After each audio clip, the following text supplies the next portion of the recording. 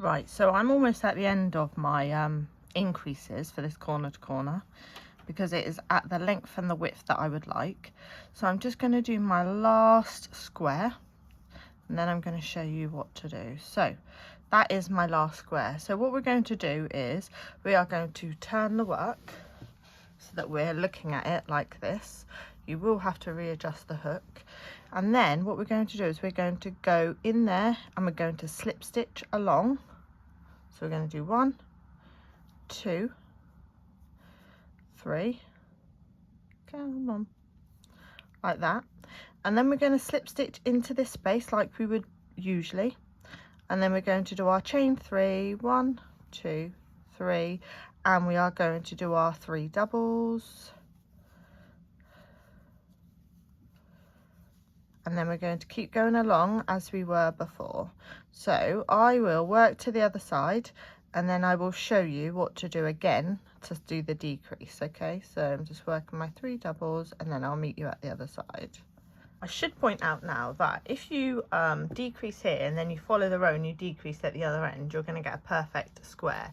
If you wanted a rectangle, you can decrease along here whilst still increasing along this side until it is the length that you want, and then you start the decrease when you're ready and you'll get a rectangle instead of a square. And we are almost back at the other end, so I'm just going to do the last few squares. I've had to change colour, not change colour, I've had to, well, basically my yarn ran out, so I have had to change colour. It's the same colour, but what it's done is meant that I've got one random colour of square, and then it moves on to a different colour, but never mind. Right, now we are on the last square of this row, so treat it as normal for now.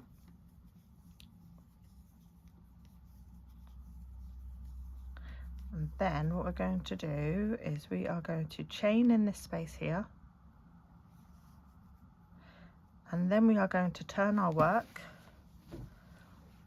and swap our hook back to this side, and then we are going to slip stitch back across the square we've just done. 1, 2 and 3,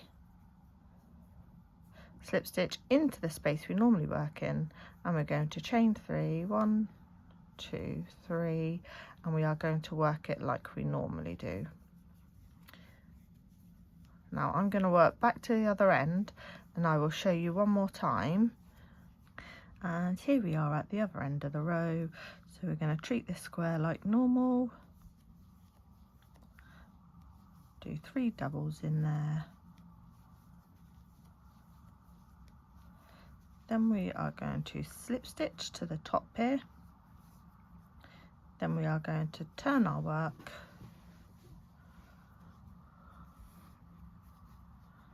get out of it, and then we're going to slip stitch across,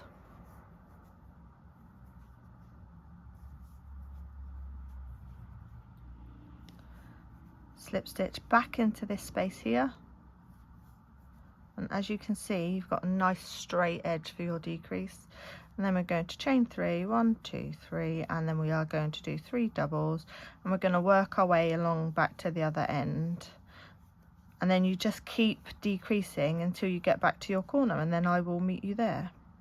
Your final little square at the corner is what I mean. So here we are, we're nearly at the end, so I'm just going to pop my 3 doubles in here,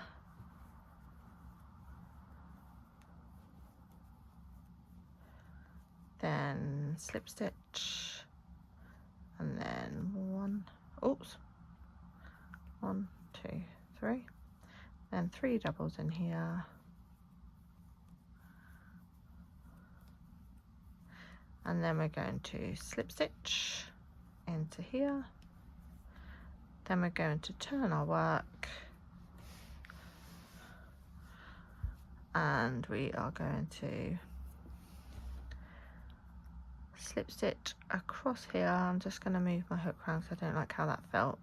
I find it's better when the yarn is in front just for the first slip stitch, and then we're going to slip stitch in here, 1, 2 and 3, and then slip stitch into this bit, chain 3, 1, 2, 3, then we've got our 3 doubles, 1, 2, oops, 3,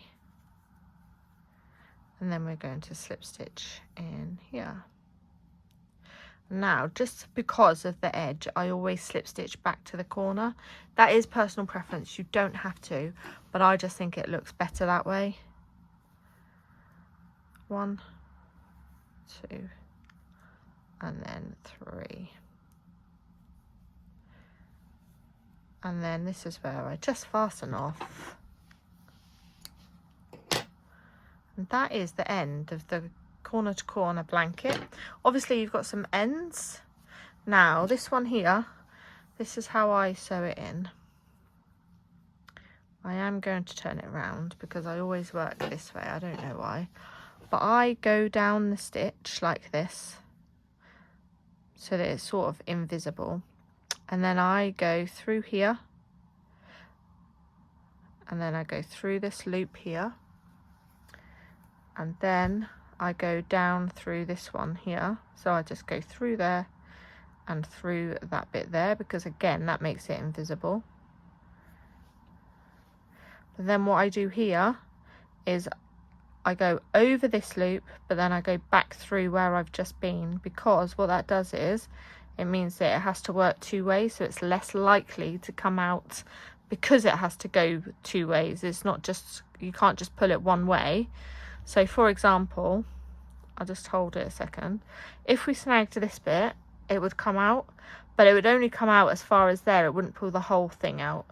And then snip that off there. So that's the end one. I am loving the colourway for this blanket.